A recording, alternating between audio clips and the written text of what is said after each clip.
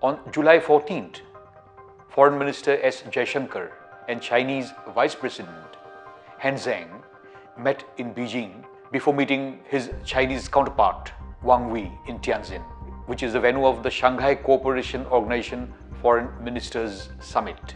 It was before calling on the Chinese President Xi Jinping on July 15th. Wang is also expected to be in India in July before Prime Minister Narendra Modi's visit to China in September for the SCO summit. There were several high-profile earlier Indian visits to China in a short span of time after June 12th, when Indian Foreign Secretary Vikram Misri met the visiting Chinese Vice Foreign Minister Sun Weidong in New Delhi. On June 23rd, it was the National Security Advisor Ajit Doval who met with his Chinese Foreign Minister counterpart Wang Yi in Beijing, where both sides called for an overall development of ties. On June 27th, it was Defense Minister Rajnath Singh in China, where he met his Chinese counterpart Admiral Don Jun. The result is a gradual convergence of policies which dictate that complicated issues be dealt at on a different plane, while issues of mutual interest be allowed to proceed unhindered. While calling for a far-seeing approach to bilateral ties, Jaishankar's remarks during the July 14th meeting with Wang were interesting when he said, and I quote, "Differences should not become disputes and competition should not become conflicts."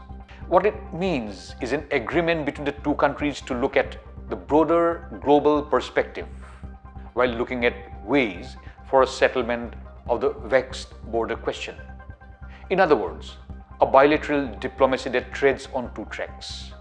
There are several cushions for a better India-China relationship.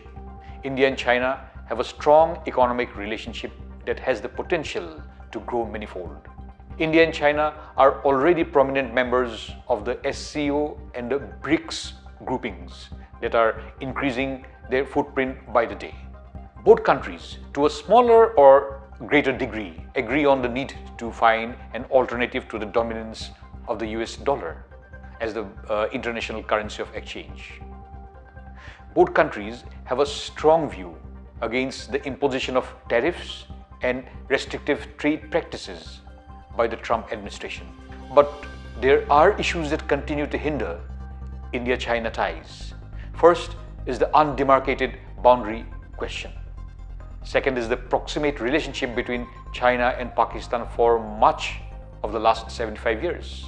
Third is the quantum jump that China has achieved in its economy, in its military, and in its geostrategic influence, and also in scientific innovation, despite having begun the process of economic development at roughly the same time as India.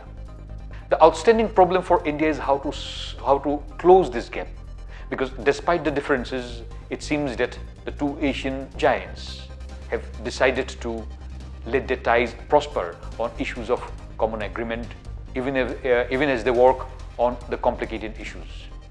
In other words, a double-track diplomacy.